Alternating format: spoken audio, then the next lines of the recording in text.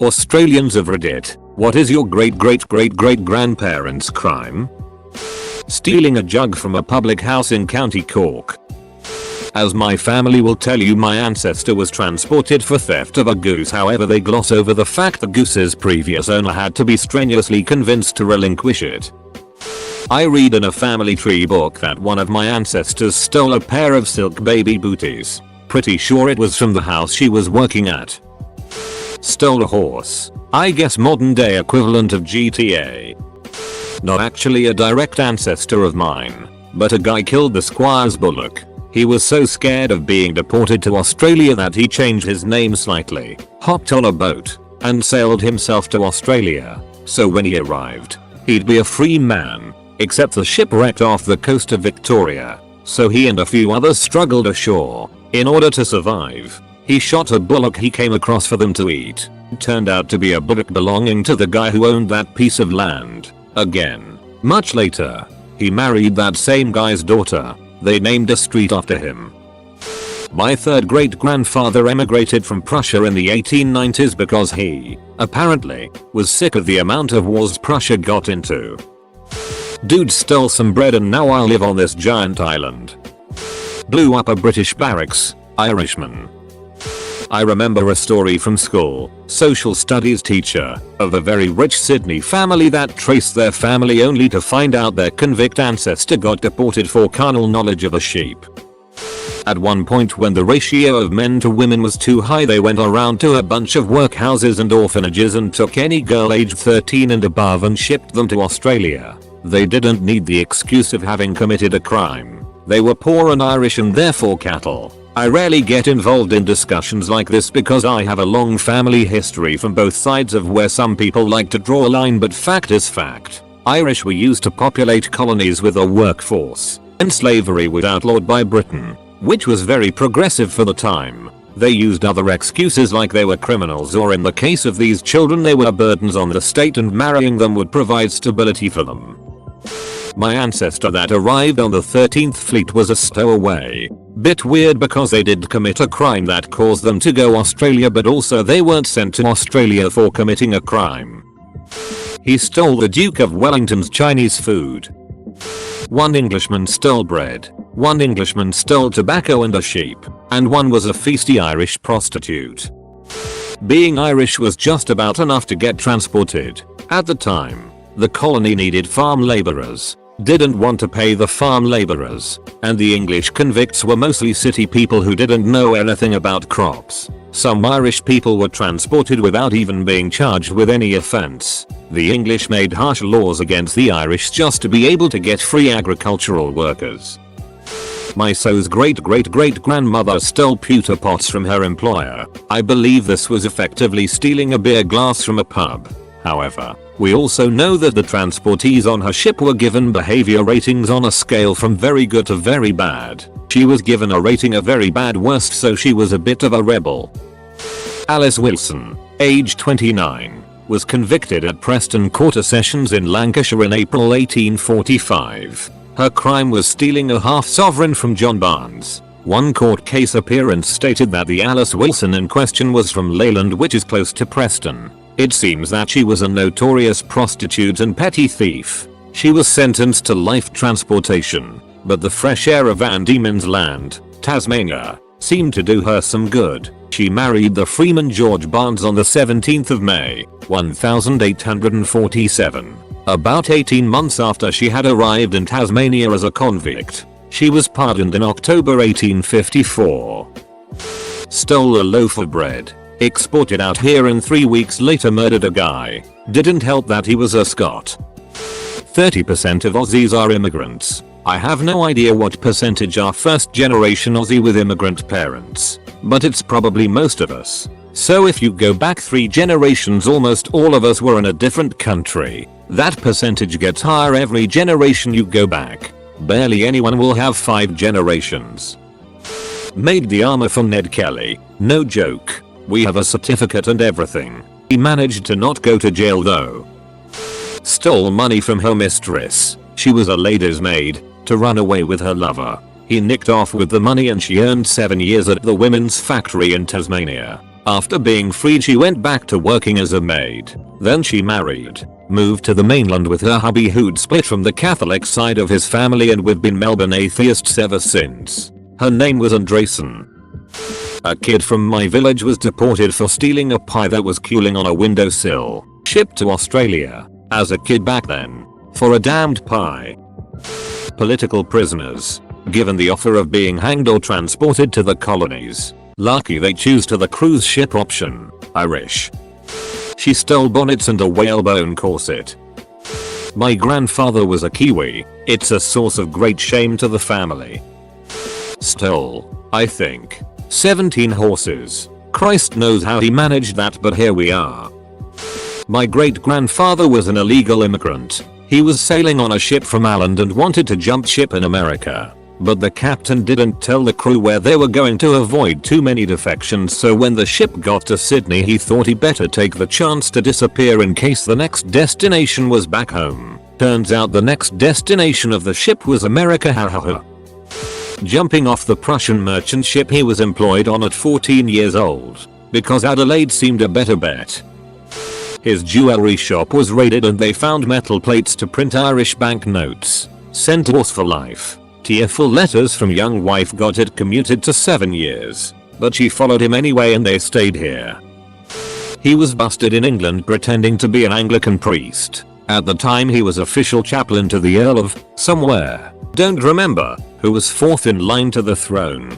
He'd officiated many upper class marriages, which technically were therefore invalid. Rather than out him, they trumped up charges of forging stamps and sentenced him to 7 years transportation to the colony. Now, they didn't inform the captain of the ship as to the true nature of his crimes. He came to the captain en route and offered to start a school for the children on the ship for the 2-month voyage. When they arrived in New Sydney town, Governor Macquarie saw from the ship's manifest this man of the cloth on a relatively minor charge who, according to the ship's captain, had contributed admirably through the journey. With the lack of clergymen in the colony he was summarily pardoned. He went on to start a school in Sydney town that still exists today, Sydney Grammar School, one of our most prestigious. Crazy life. All this only came out when a history major at Sydney Grammar decided to do his thesis on our glorious founder. The large painting hanging in the school lobby, tracked back through shipping records and historic English records becoming available at the time. I can only imagine how satisfying that would have been to submit. He also fought in the Battle of Trafalgar, and here's his wiki page. From what I am told he stole an hymn that got him sent to Australia in the 1820s. Cheers mate. He was Irish, living in Bristol, so as another commenter mentioned above, it could have just been for his ability to farm. He did go on to own farms in Kingaroy in Queensland that have streets named after our family. Stole a pocketbook as part of an organized pickpocket gang. It wasn't a first offense. One was a young girl from London who nicked off with another girl's clothes, which wouldn't have been such a crime except the other girl was still wearing them at the time. The other was an 18-year-old Irish boy who was just marked down as a pickpocket. Eyebrows partially meeting. Husband's father escaped East Germany at the age of 2. Husband's mother's ancestor stole a hat and was transported. Me? My crime was to marry an Australian. Cow hunting. In India, British Raj was still in effect, so he was given 48 hours to leave the country. He'd have been torn to pieces by the local populace had he stayed. First ship available was headed to Australia. My third great grandfather stole a timepiece. You'd think it was a watch, right? No, the town clock. My third great grandmother stole an oven. Reach for the stars, and you land among the colonies. My mother, British, used to always tease my father, Australian, for being a criminal. But after doing family history it turned out she was the one with a criminal relative shipped out to Australia. The person in question was birthed in prison. The mother having stolen a candle and coal. She was desperate. He died and he didn't really stand much of a chance, caught for similar reasons. He did end up making a life for himself in Australia. Stole a loaf of bread. Got off early after he tracked and found a bunch of cattle that went missing. Was gifted a plot of land that is now a fairly major town. I still haven't been there. I want to. so I can stand there with my hands on my hips to say my family made this town. Not really. Having a drink in the local pub might be nice though. Drunk history? It. First Fleet. Stealing the uniform she had on when she left the job she was working. If you read between the lines, the implication is that she quit and left in a hurry, and her employer had her arrested for theft, despite likely leaving and returning to that job in her uniform daily. Shot a hare on a lord's property somewhere near Cork. I haven't figured out what my dad's side did, but it would be something minor like that too. I'm about 90% Irish, so I definitely have several other ancestors that were forced to come here for small crimes. Caught drinking the liquor he was meant to be delivering. Pretty much sums up my dad's family too. A stolen loaf of bread followed by the theft of a pocket watch. He was also tried for being cruel to a horse a few years after he arrived in Australia. Sounds like a bit of a cunt. Really? My grandfather did a bunch of research on ancestry.com and the like. The family on my father's side was originally sent to prison and then Australia for being part of a money counterfeiting ring in South England. I can't remember the town. Apparently they were apprehended with fake molds at a train station. They eventually earned land from good behavior and then freedom due to being top-notch farmers. I'll add that, much to my grandfather's displeasure, we're mostly of Irish heritage who moved to England. For his whole life he thought he was old blood English and enjoyed the light-hearted jokes against the Irish. He's since stopped that. Legitimately migrating to South Australia as a free settler, the worst crime of all. Strangely enough, simultaneously highway robbery and inappropriately hitting on the ladies. I asked a friend of mine this. There was no crime. His great-grandparents were tired of itty rainy island so they left for Australia. They ended up in a mining town. Rather than start the back-breaking work of mining, they opened a bar and made sure the miners had plenty of booze to drink and made a bunch of dollary-doos in the process. Harriet Neat, transported at the age of 15 for stealing handkerchiefs, and Joseph Solomon, transported with his brother Jodha, for criminal enterprise. Fun fact, the Solomon brothers were the inspiration for Fagin. Throwing a man into a furnace and yelling, "I'll show you just how real the flames of hell are." He was a priest. My great-great-grandfather fought a duel in the Netherlands and afterwards fled to the Dutch East Indies and then Australia as dueling was illegal. Me? I'm just happy he won.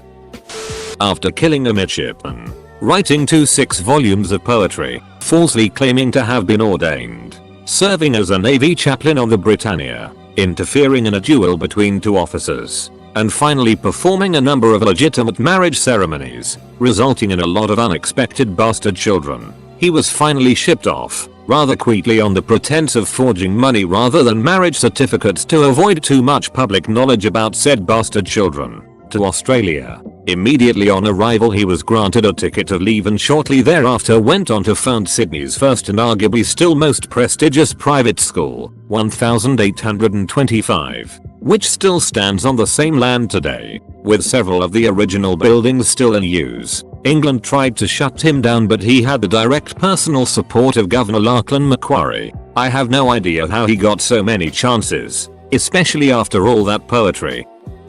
Stole a pound of bacon to get transported with the hope of tapping into the burgeoning opportunities in the colonies. Didn't work. So served time and upped the ante on release by stealing some silver forks which got the job done. Transported to Van Diemen's Land, Tasmania, with a 7-year term of hard labor. Upon arrival on the docks in Hobart Town, was identified by a landowner as a strapping young lad with evident leadership potential. Yes, the genes persist. So avoided the hell of Port Arthur and became an overseer on a property, became a free man and may or may not have shacked up with an underage girl, which wasn't frowned upon in those days as there were few women in the colonies. 3 generations later, his descendant was the superintendent of police for the northern part of the state, commended for rounding up a gang of cattle rustlers. Sistrare. Hey. He was a French merchant. He was visiting China when he found a young girl crying in an alleyway because her feet had been binded. He then proceeded to take them off to ease the pain but was seen and got chased by an angry gang of rich Chinese people. Fled to his ship and escaped to Australia. Liked it and stayed. This has got to be one of the most funnest Reddit posts I've ever read, lol. Not an Australian. But my great great great uncle was Thomas Francis Marr. He was convicted of being an Irish rabble-rouser and sent to Australia. He later stole a ship after notifying the authorities that he would be escaping, sailed to New York, fought in the Civil War, and was appointed territorial governor of Montana. That side of my family has lived in Montana ever since. I know this guy whose great-great-grandfather got kicked out of Scotland for wrestling sheep. The girl who was sent out for grand larceny. When she got out here she worked for 5 years as a servant and was then given like 30 acres and a bunch of cattle. More like a forced immigration plan. One side came out from Prussia in the 1850s cause they were sick of people fighting over their land, and the other came out earlier in the 1830s from Ireland to farm because they had pissed off the English supposedly. My great-great-great-great-grandmother was sent to Australia for stealing 2 hams to the value of 30 shillings. I've stolen more through the Woolies self-serve checkouts.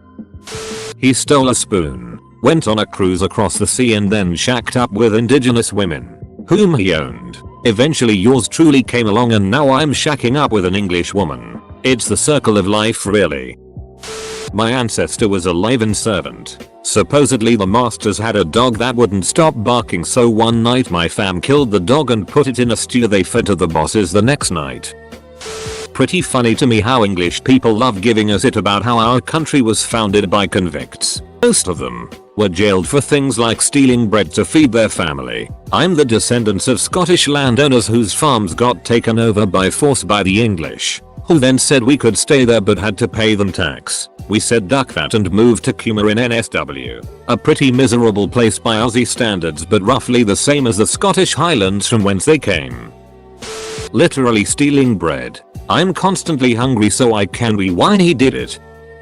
Tried to kill his landlord in Ireland for sleeping with his sister. Ironically once he was deported his brother finished the job. My very real Irish ancestor sounds like a side character in a soap opera. Mum's side stole a handkerchief. Dad's side were officers, haha. Or maybe this question could be asked. How did your great-great-great-great-great scam the justice system so that they would be transported to that lovely and lucky country, Australia? Otherwise, was your grandparents one of the post-war Eurocute 10 Poms? He came across on the Second Fleet as a free citizen as an assistant surgeon and was the richest person in the colony when he died. The English wanted to get rid of all Scots.